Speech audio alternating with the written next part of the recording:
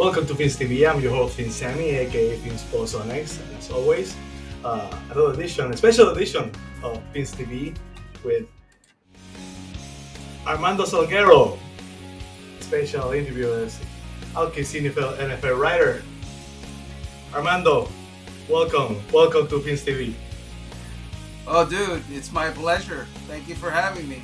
I truly appreciate it. I've always been a fan of yours, long-time supporter. I think you left a great boy when you left South Florida for the Dolphins.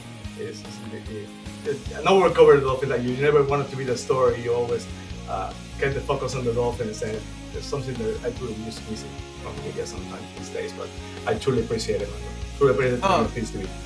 Like I said, it's my pleasure. And no, I never wanted it to be the focus. People don't care about me. They care about the team that they root for. And so that was the goal, to always bring them the team that they want to know more about. Absolutely.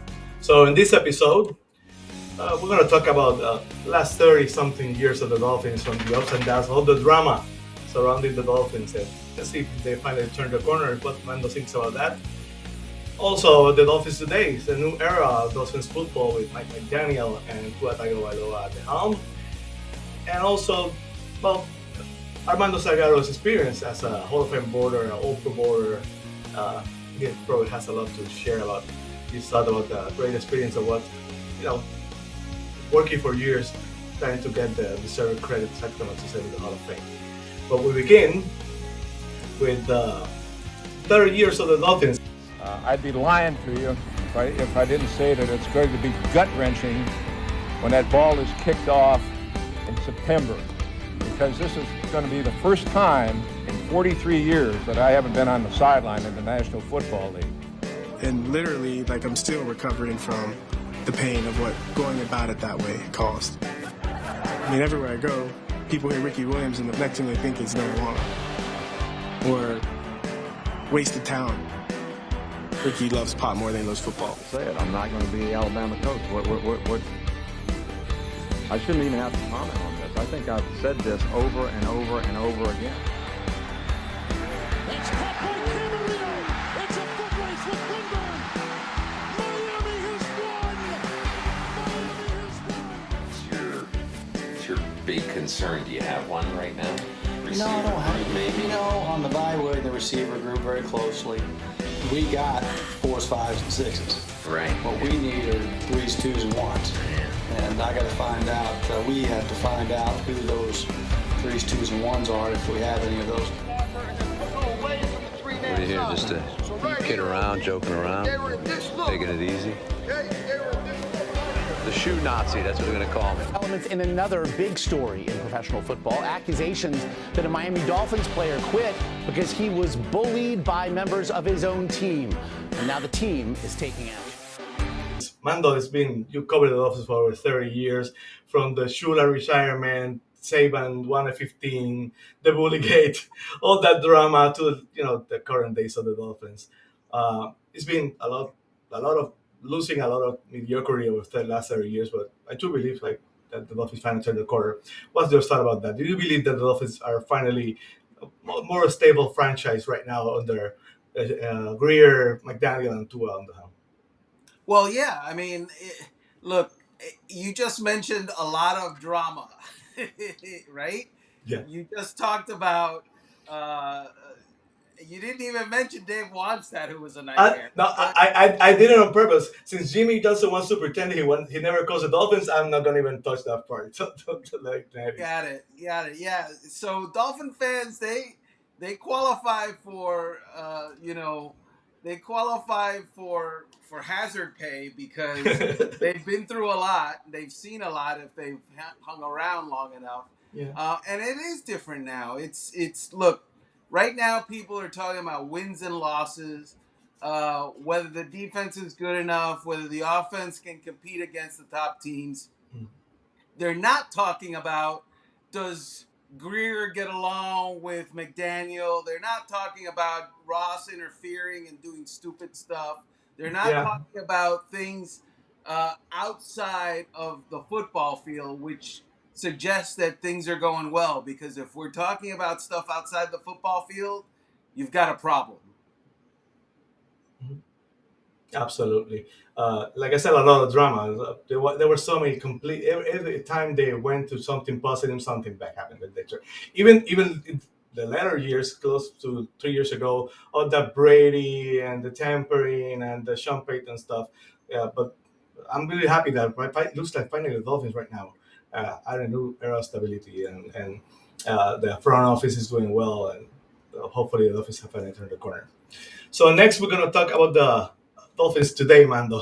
Uh, have you seen the? I want to know your thoughts. Mike McDaniel is a kind of different coach. He's definitely one of a kind. Uh, he you saw the the earlier era of Shula, the disciplinarian, the tough coach, the hard-minded coach. Uh, McDaniel is completely different kind of coach. He's a players coach. He prays a lot of power positivity to the players.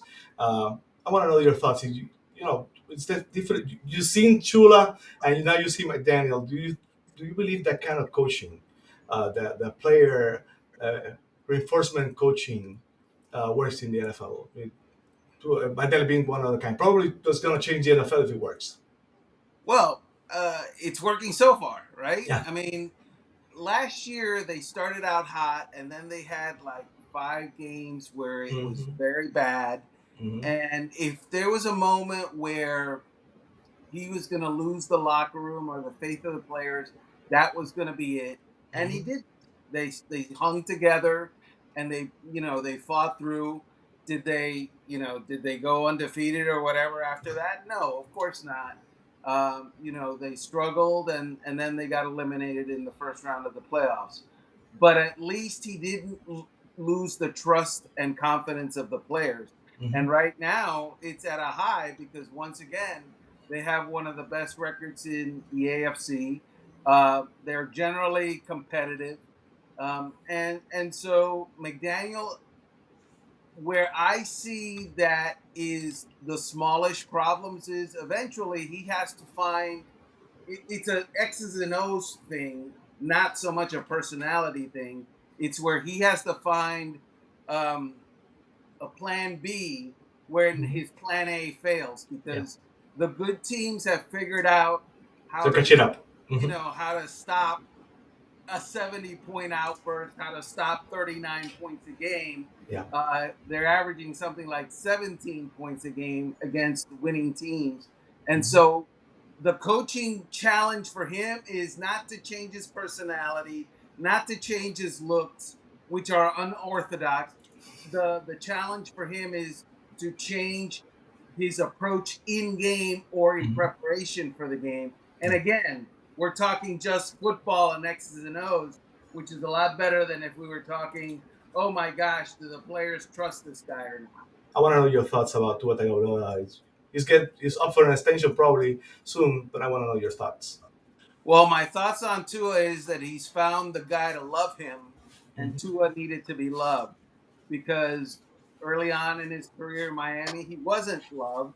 He Mhm. was, kind of like um, they kind of uh, contemplated him. They kind of accepted him, but they didn't embrace him. Certainly, Mhm. Brian Flores' coaching staff didn't, and that caused him to lose some confidence, Yeah. and it caused him to lose the locker room, and it caused him to lose the coaching staff. Mhm. But Mike McDaniel comes in. The team is young enough to where they can pivot, Mhm. and Tua is performing. And so that changes the entire narrative. As long as the player is performing, nobody's worried about whether he is capable anymore. Nobody is worried about whether he's going to be benched. You remember that one year with Flores, he started a couple of games and couldn't finish because Flores benched him in game and then started him the next week. That has ramifications when a coach does that in the locker room, within the coaching staff. People lose confidence in the guy. Yeah. Mike McDaniel doesn't do that stuff. Maybe it's because he believes in Tua, whereas Brian Flores didn't. And I think that has kind of pervaded through the locker room, that has pervaded through the personnel department, that has pervaded through, the fan base, because now the people who are saying, well, Tua's still not the guy, you know, I can understand the durability questions, but the bottom line is they don't have a better answer, and they won't have a better answer. He's the guy. Yeah, absolutely.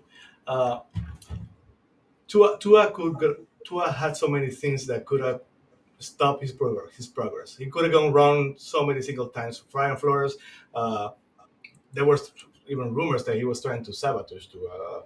Yeah, I don't know. We'll never know if those things are true. Of course, lots of rumors and stuff. But it's undeniable that he had to have a lot, mental. He's strong. He had to be strong enough mentally to, to survive the doubts in his mind. And he said that enough that he went to the times that he asked himself, "Do I truly suck? Am I really the person, the quarterback he truly needs to be?" And it says a lot about Tua that that he survived all that happened between Flores and when he entered the league. Well, for sure, I don't think Flores was trying to sabotage him, but he was trying Mm-hmm. to replace him. Yeah, Flores was that's undeniable. the guy leading the pack, wanting Deshaun Watson, right? Mm-hmm. And so that is a fact. That is a known fact. And by the way, ownership was trying to replace him as well, because if you'll remember, Stephen Ross wanted Tom Brady, and Mm-hmm. everybody's talking about, well, he wanted him for an executive role. No. Stephen Ross wanted Tom Brady to be his quarterback, and I know this. Mm-hmm. Trust me, I know this. And so, yeah, was the executive role and ownership down the road part of that? Yeah, it was. But the front and center part of that was, Tom, come and be our quarterback. And so when you have the owner of the franchise, when you have the head coach of the franchise not wanting you there, it's problematic for you as the starting quarterback, because you're supposed to be the face of the franchise. So, of course, he had to have doubted himself, because, He's human. everybody else was doubting him. Exactly, absolutely. But it says a lot about him that he truly went through that and find a way to, stay mentally strong and believe in himself. It says a lot going forward for him. So I truly hope and expect that Tua finally is the quarterback that gives finally the Dolphins that Super Bowl that been looking for so many years. So we'll see about that. So next, Armando, I want to talk to you. I want to talk to you about Zach Thomas. You being instrumental in Zach Thomas' journey to go to Canton, where the president of the Hall of Fame said that every time they had a post about Zach Thomas, Dolphins fans went nuts. Like, when Zach Thomas gets to the Hall of Fame?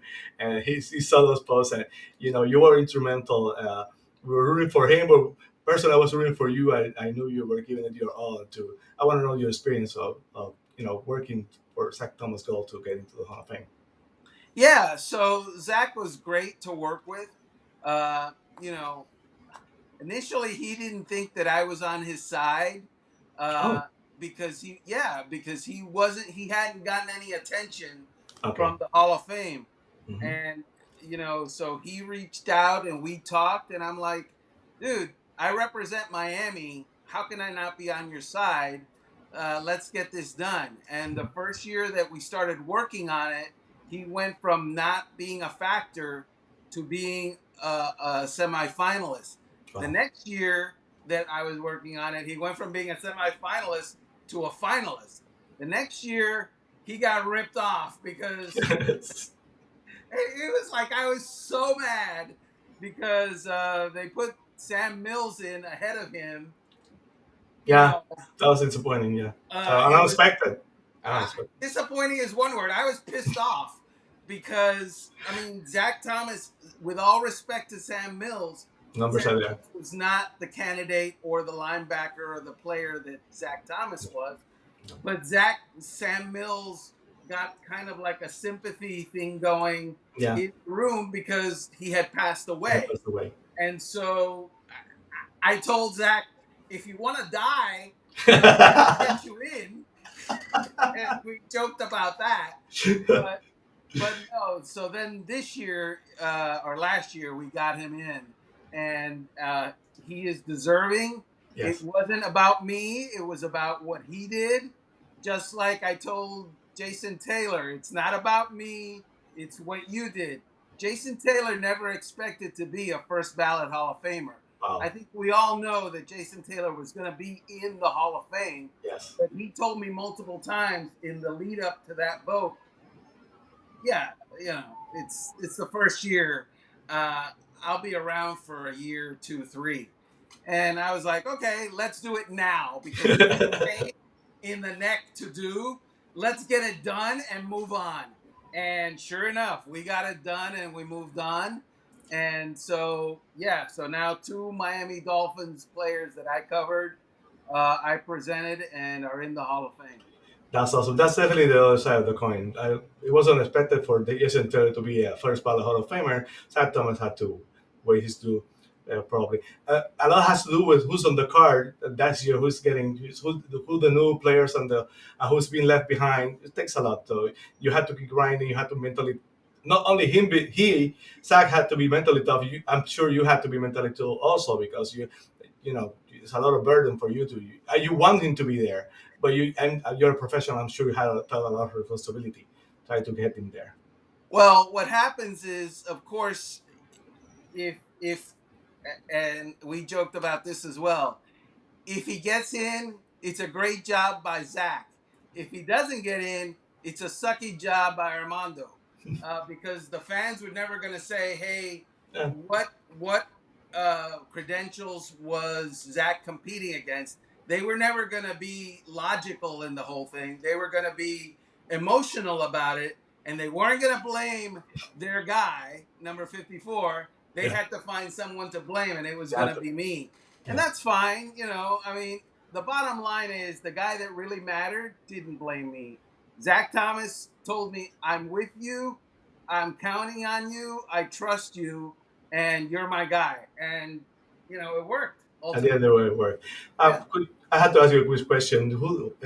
Richmond Webb is being talked a lot. But, probably the next. I think there's someone not. Is it not more? It's someone also on the on the schedule to be eligible. Looking back, what do you really have the chance of a Richmond Webb? Not in the next couple of years because it's gonna take some time, but of Richmond Webb making the Hall of Fame. Yeah. I'm hopeful. Yeah. uh, You are. there's a lot of great candidates, and the offensive line is harder than other positions because it's 5 different guys and 2 different tackles, and sometimes they don't delineate left and right. Richmond was a great left tackle for the Miami Dolphins in the early 90s, and he made the Pro Bowl like 6 or 7 times in a row. He was all pro once or twice. Mm-hmm. So he is deserving, and it's not just Richmond Webb. I've been working on behalf of Mark Clayton. Mark Clayton, sorry about that. To try to get him in the veterans category. Mm-hmm. And also Irving Fryer, I've been talking to him about his time, and we're going to try to mount something of a campaign for him as well next year. Irving Fryer was such a great player, underrated player. I remember that game Dan Marino came back. He had such a huge game. His career got started probably later because of the stuff off the field and they get time with the Eagles and the Patriots. But a great player. Hopefully someday he can do it again. So Mando, I have to ask you: are you ready for the Fins fight?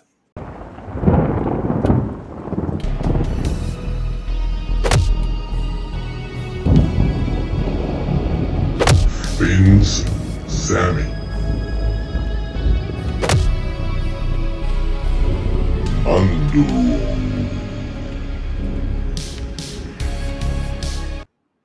Okay, it's a very quick question. It's a Fins fight. It's a top and sauce of question. I want to ask you this first. Okay, do you think what's a better home field advantage for the Dolphins? A better home field advantage overall, the cold weather or the hot weather?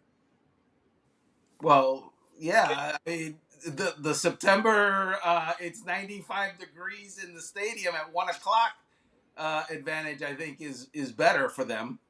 Okay, no, not for them, but overall, as everything, they say that team or that team has a better home field advantage. Personally, I hate the cold. So if you ask me, there's no way I can even think on the cold. So if you ask me, I think the better home field advantage would be the cold because I've been at that Miami weather. I live in Puerto Rico in San Juan. It's get humid over here. It's very cold, but yeah, I'm accustomed. So some people believe that the better home field advantage is the cold. Some better people now believe that the heat gives the Dolphins an unfair advantage. I want to know your thoughts. Well, let me say this: I saw players.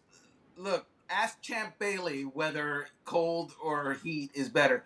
No one faints. No one leaves the game because it's cold. Okay? They put more stuff on. They sit at the warmers and they keep playing. I've seen players leave the game, have to go in the locker room to get IVs. I've seen players decide that they don't want it anymore that much because of the heat. So I think the heat is the one that you can't put more stuff on. You got to put stuff in, and it's a lot tougher to do. I went last year to that Buffalo Miami game, and players were dropping like flies from the heat, and the Buffalo fans were melting in the stands. So it was awesome. I love that. Okay, next question, Mando. If you had to win one game, who will be your coach? Gase or Philbin? Adam Gase or Joe Philbin? Wow. Yeah, I know. Look, Adam Gase went to the playoffs. Uh-huh. Joe Philbin never went to the playoffs. No. And I know that Adam Gase gets ripped a lot by Dolphin fans. They weren't ripping him in 2016. That's true. When they were 10-6 with a team that didn't belong anywhere near the playoffs. Absolutely. And did he have bad luck the next couple of years? Yeah. I mean, Ryan Tannehill decided I'm not going to have a surgery. And so he was out in 2017, the entire season, after, practicing for 2 days in training camp.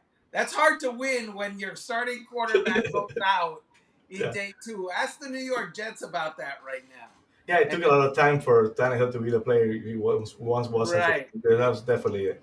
So, absolutely. Well, Mando, I'm Puerto Rican and you're Cuban, so I have to ask, ¿café con leche o cortadito?